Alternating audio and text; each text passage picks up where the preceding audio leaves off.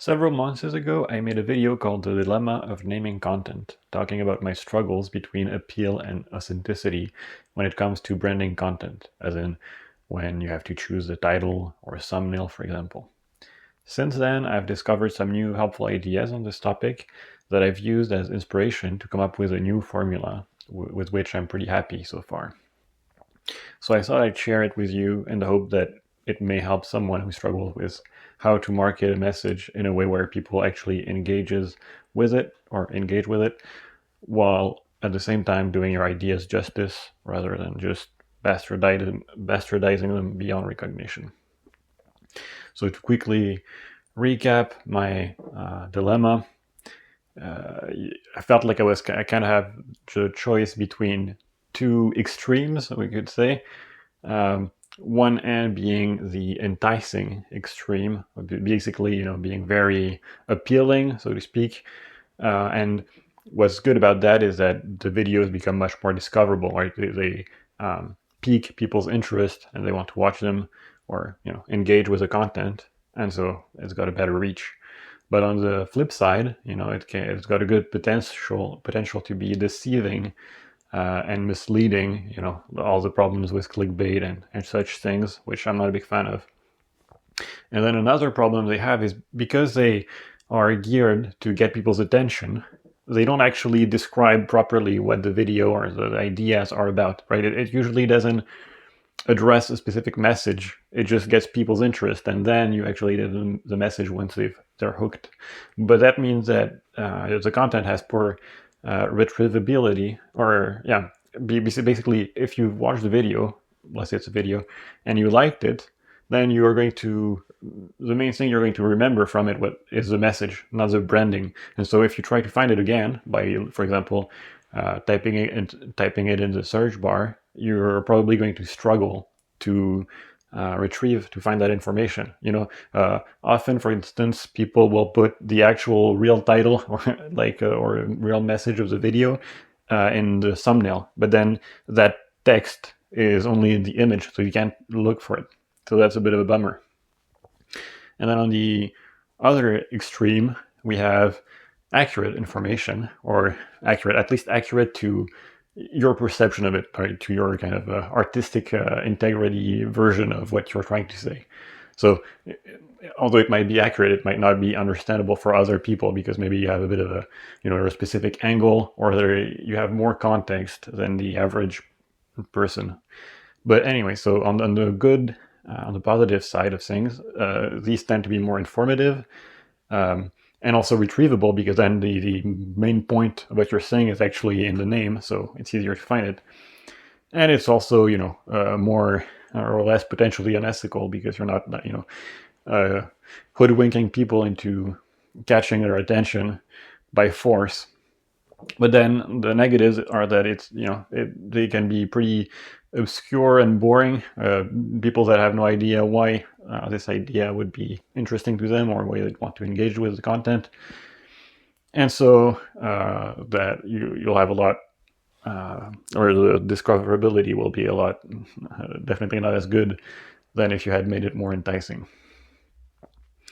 And as I said, there's kind of some friction also about feeling like you're bastardizing some of your ideas or messages in order to make them more marketable, which I know I disliked.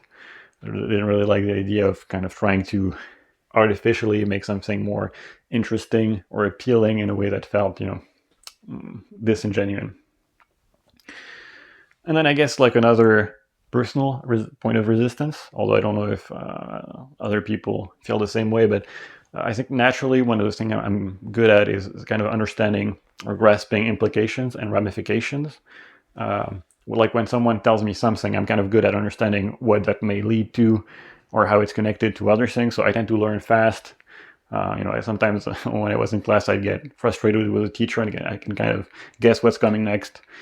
And so, I feel, for me, this feels very natural, and I feel a bit peeved when I have to, what feels like, pre-chew some idea to other people to kind of, explain it step by step. It feels a little bit patronizing and frustrating. But I guess, in another way, it's kind of a considerate thing to do if you think that you actually have some ideas that could help people, like if you present it in a way where they'll never be able to engage with it, then you're not really doing anything helpful. Like it's kind of paradoxical. So I guess there's probably some level of packaging your ideas in a way that's digestible and approachable for other people. That is a considerate thing to do, and also probably overestimate how understandable my stuff is by default. But anyways, let's get to the solution. I think the main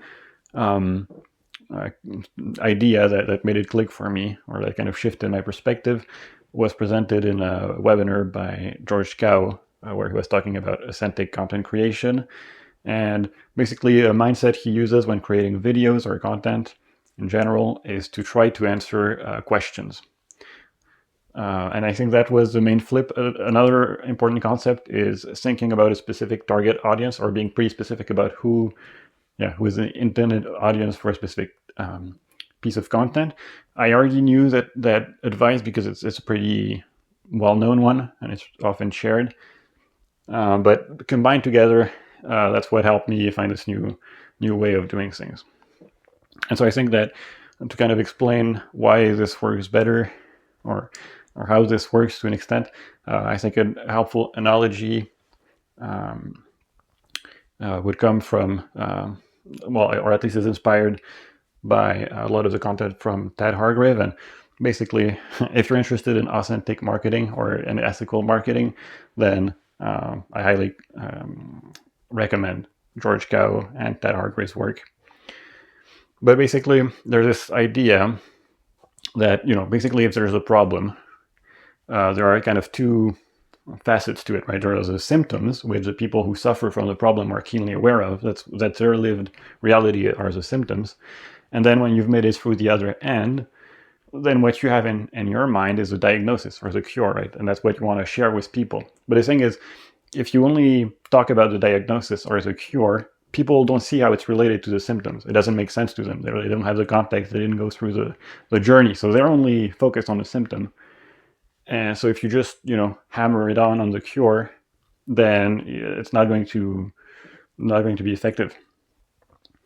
And so people, they don't really care about the cure as long as they don't understand how it's linked to their symptoms, of which they are very aware of, right?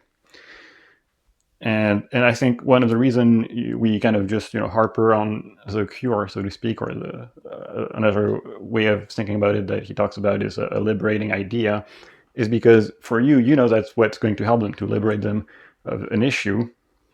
But as long as you only focus on that, nobody is actually going to listen to your message, and so it's not actually helping anyone. All right, so that's kind of more on the theoretical front, but to get more specific, I'll just kind of give you the way I go about it. So I like to outline my videos before I do them, or my content in general. And so I didn't used to do this. I only used to outline the content, the main ideas, and how I'm structuring them and what I want to talk about. Now I have a special section that you don't hear, but that's just helpful for me, where I write basically two things.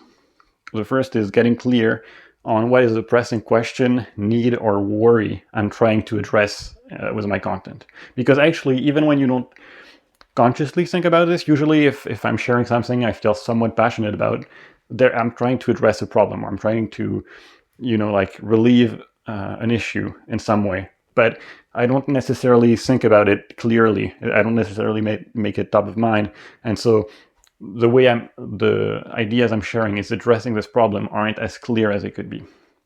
So another framing for that, as I said, is this concept of a liberating idea by Ted Hargrave. So what is a pressing question, need, worry you're focusing on for this video, this piece of content?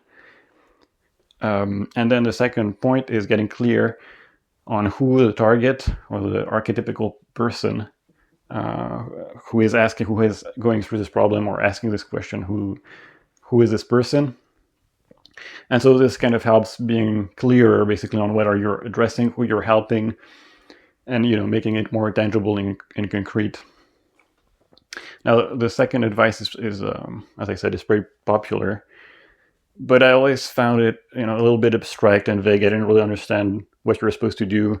Like kind of like imagine, visualize a fake person you're doing this for. It's like, well, I'm going to imagine this as a person with, red hair and green eyes, and I don't know. It feels like a little bit goofy to me. I was like, I don't get it.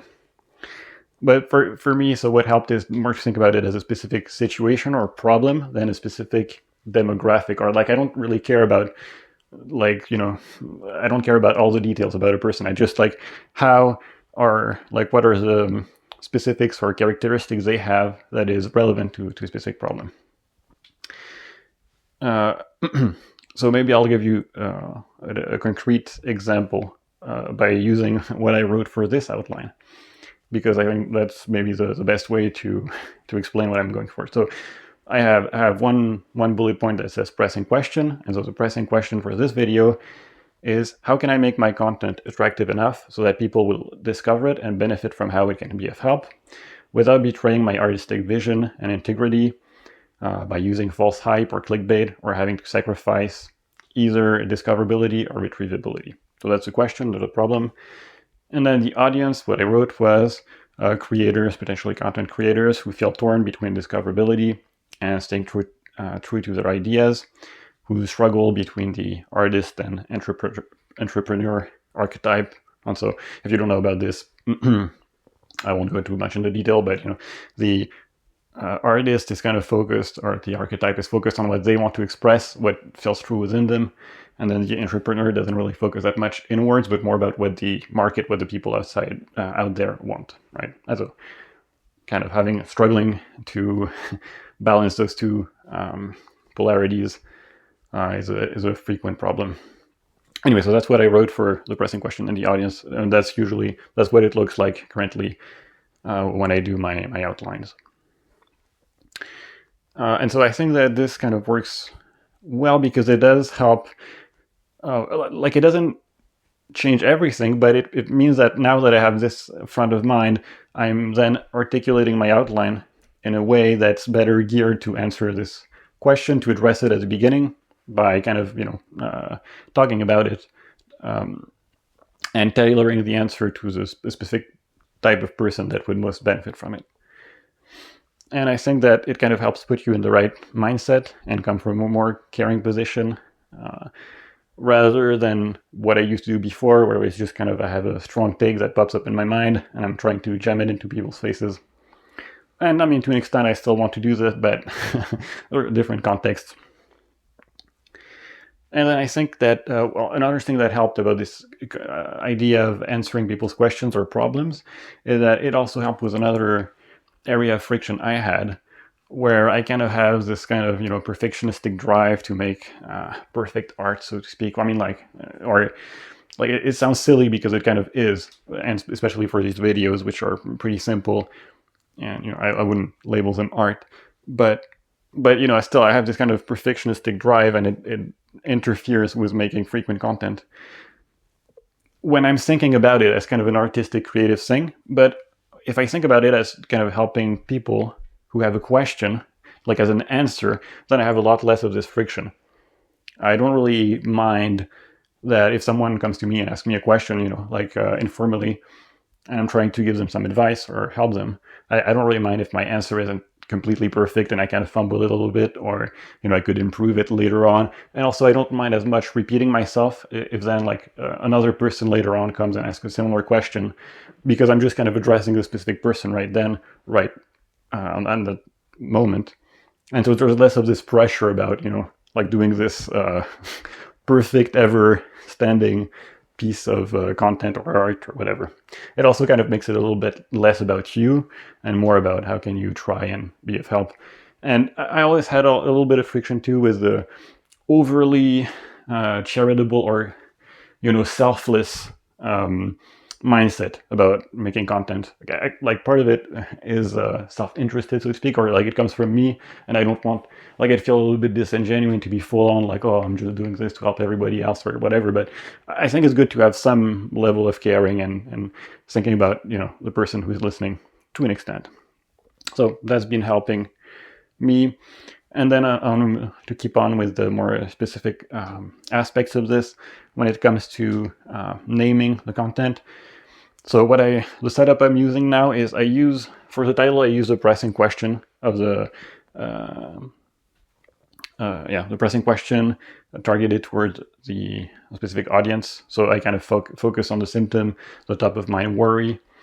And usually I'll just, I don't take super long on these videos, so I just kind of brainstorm a couple of them. I try to make them short and interesting enough, and that's good.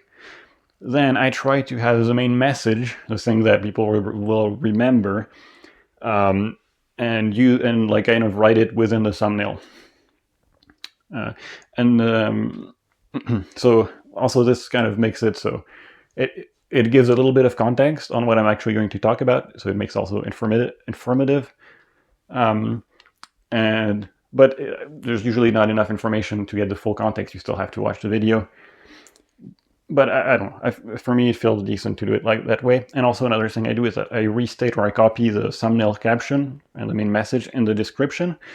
And this, the idea is that this way, it's retrievable, right? So if people, at least I hope so, if they search for what I had written in the thumbnail, they can find it with the search algorithm of YouTube or whatever else later on if they're trying to find it again.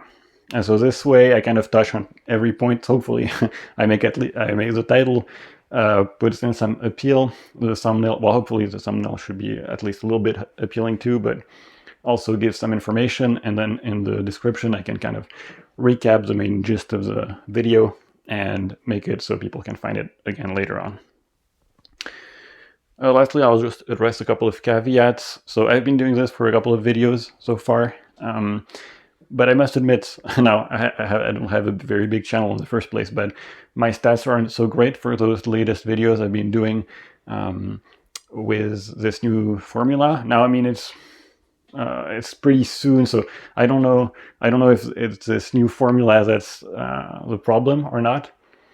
Perhaps my title and thumbnails are not enticing enough.